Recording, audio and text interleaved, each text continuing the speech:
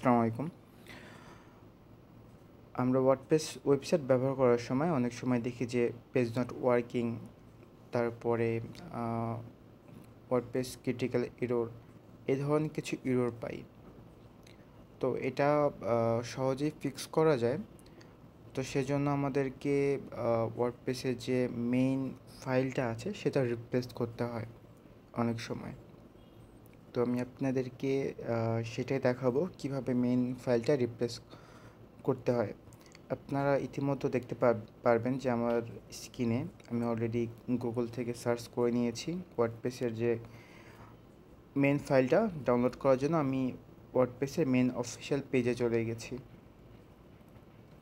তারপর সেখান থেকে আমি ডাউনলোড করতেছি। তারপর cPanel লগ ইন করে আমরা যে মেন ডোমেন হোক বা সাব ডোমেন হোক সেই লোকেশনটা সিলেক্ট করে দিচ্ছি যেটাতে ইরোর। এখানে দেখতে পারবেন আমি সাব ডোমেনে যে ফাইলগুলো আছে সেখানে আপনার 3টা ফাইল রেখে বাকি সবগুলো রিমুভ করে ফেলতেছি, যেমন ডাব্লুপি কন্টেন্ট, ডাব্লুপি ইনক্লুডস এবং হচ্ছে ওয়ার্ডপ্রেস কনফিগার ফাইল।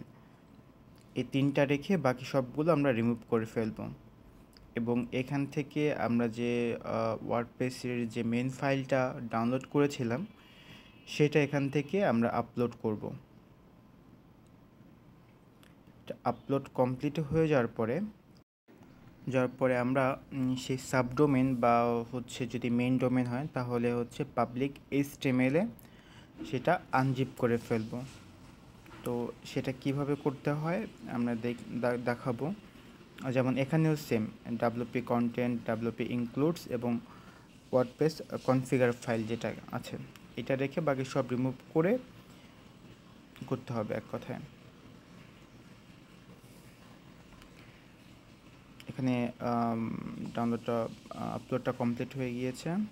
দেন এখানে যে আমরা যে সাবডোমেনে কাজ করতেছি সেখানেই হচ্ছে আমরা ফাইলটা আনজিপ করে নিচ্ছি। দেন আনজিপ করার পর দেখতে পারবেন একটা ফোল্ডার ক্রিয়েট হয়েছে। তো আমরা সেই ফোল্ডার থেকে সবগুলো সিলেক্ট করে দিয়ে এখানে যে ওয়ার্ডপ্রেস লেখাটা আছে এটা রিমুভ করে দেব এবং হচ্ছে মুভ করে ফেলবো আমাদের টার্গেট লোকেশানে। আশা করি এখন রিলোড করলে এটা কাজ করবে। জি, এটা কাজ করছে।